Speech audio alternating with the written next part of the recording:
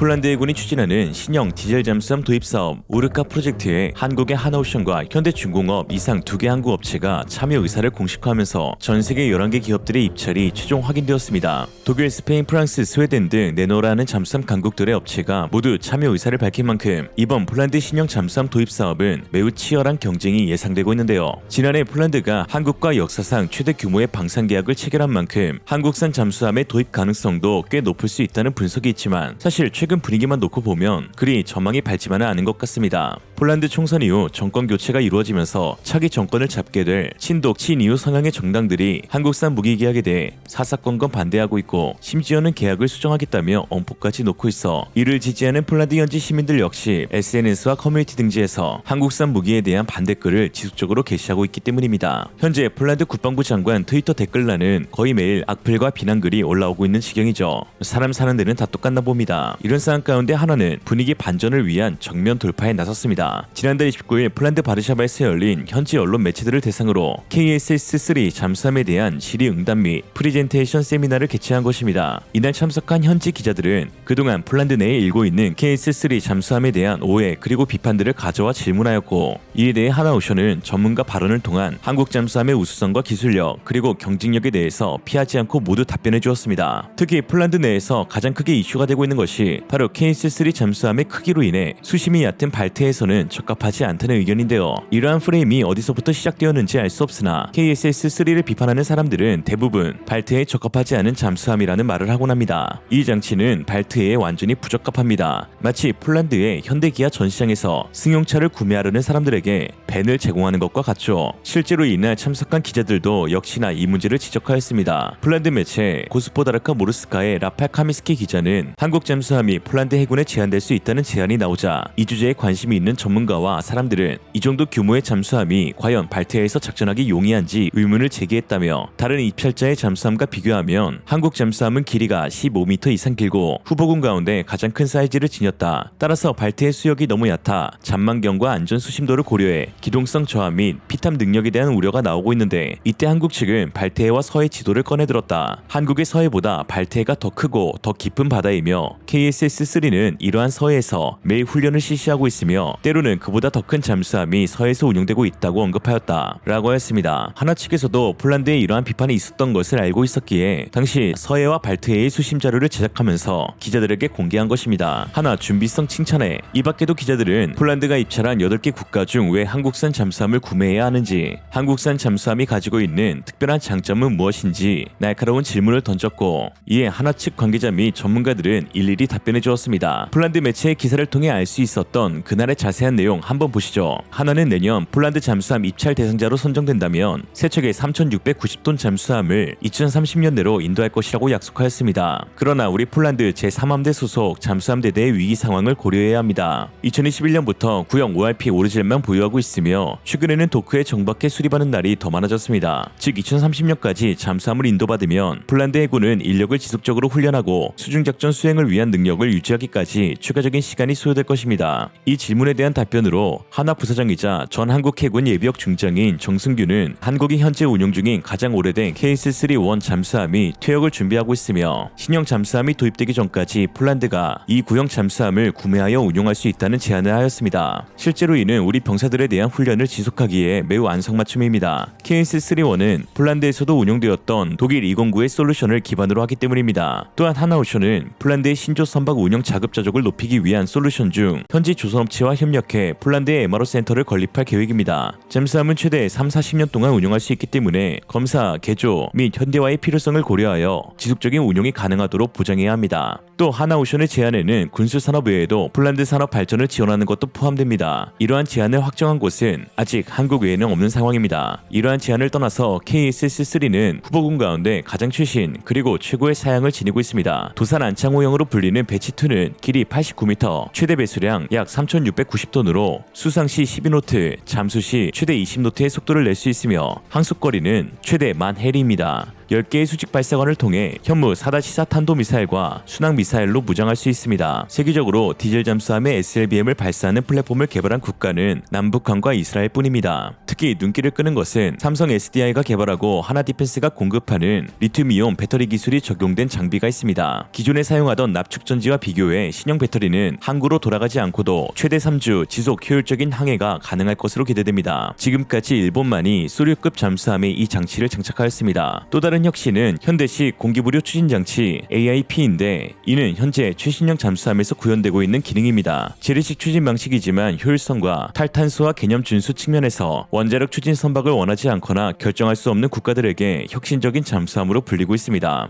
이번 프레젠테이션을 통해서 하나그룹과 자회사 하나오션이 폴란드 투자를 얼마나 진지하게 대하는지를 보여줍니다. 따라서 한국의 제안이 이번 입찰의 다크호스가 되고 있고 한국의 수중 무기 중요성에 대한 대중의 관심을 높이는 데에도 도움이 될 수 있습니다라고 했습니다. 기사를 작성한 기자는 라팔 카미스키 기자로 하나 유튜브 채널에서도 인터뷰를 진행하였는데 이번 세미나를 통해 모든 의구심이 해소가 되었는지 자신의 SNS에 입찰에 참여하는 다른 업체들도 하나와 같은 유사한 기자회견을 하도록 노력해야 한다는 글을 남기기도 했습니다. 카미스키 기자뿐만 아니라 레체포 폴리타 편집장 지비군유 렌토비치 역시 하나오션의 KSS-3 잠수함은 현존하는 최고의 디젤 잠수함이라며 수주 가능성을 높게 점치기도 하였습니다. 그동안 한국 잠수함에 대해서 잘 알지 못했던 폴란드 네티즌들도 이러한 자세한 내용을 통해 고정관념이 깨지는 분위기 반전을 이뤄내는데요. 한국은 전 세계에서 오직 4개국만 성공한 잠수함 수출을 5번째로 성공한 나라이고 현재 디젤 잠수함 기술력에서만큼은 기술 이전을 해준 원조 독일보다 더 우수하다는 평가를 받고 있습니다. 이는 우리와 비슷하게 독자 개발을 시작한 스페인과의 비교를 통해서도 알 수 있는데요. 스페인은 2003년 독자 개발한 S-80 잠수함 건조를 착수하였고 한국은 이보다 9년 늦은 2012년 도산 안창호 잠수함 건조를 착수하였습니다. 그러나 스페인의 S-80은 여러 기술적 결함을 드러내면서 한국 도산 안창호함보다 1년 늦게 진수하게 되었죠. 한국은 스페인보다 무려 11년이 앞선 것입니다. 스페인 나반티아 조선소는 독자 잠수함 개발 13년 차였던 2016년 당시 S-80이 건조된 이후 테스트 과정에서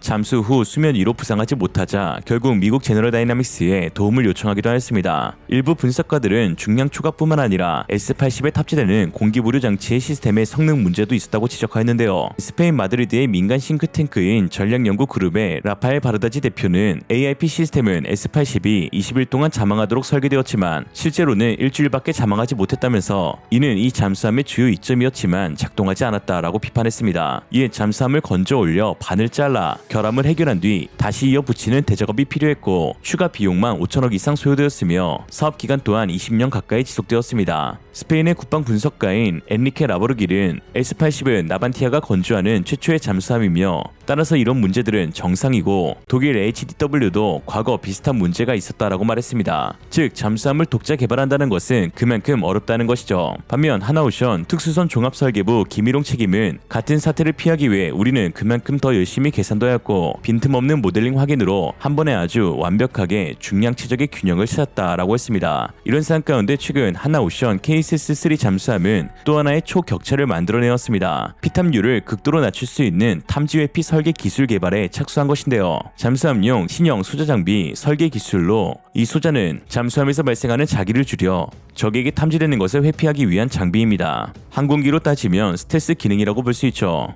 이번 개발로 하나오션은 소자 코일, 제어기, 전원 공급기, 자기 센서 설계에 대한 원천 기술을 확보할 예정으로 첨단 스텔스 기능 강화에 활용해 세계에서 가장 은밀한 잠수함을 건조할 목표입니다. 자기를 응용한 다양한 무기가 잠수함의 생존성을 높이기 위한 필수 기술 중 하나이죠. 오늘날 한국 잠수함이 명품 잠수함으로 거듭나기까지 수많은 기술진들의 노력이 있었습니다. 방위사업청 잠수함 사업팀장이자 나대용 잠수함장인 문근식 교수는 1990년 독일로 파견 나갈 당시 하나오션 직원 200명 역시 현장 직무 실습을 나갔고 당시 독일 조선소에서 한국 사람들을 두고 가장 괴롭히는 사람들이라고 하였다면서 알 때까지 물어보고 또 물어보고 가장 늦게까지 일해서 전기도 많이 썼다는 말을 들었다라고 전했습니다. 자주국방을 실현하는 기술진들의 노고에 감사하며 영상 마치겠습니다. 오늘의 한 줄 평, 대우조선과 하나오션, 기술진들이 대우받는 나라와 자주국방 위에 모두 하나가 된 나라가 대한민국이길 바라봅니다. 이상으로 리얼리즘이었습니다. 여러분의 생각은 어떠신가요? 현명하고 지혜로운 여러분의 의견을 지금 댓글에 남겨주세요. 감사합니다.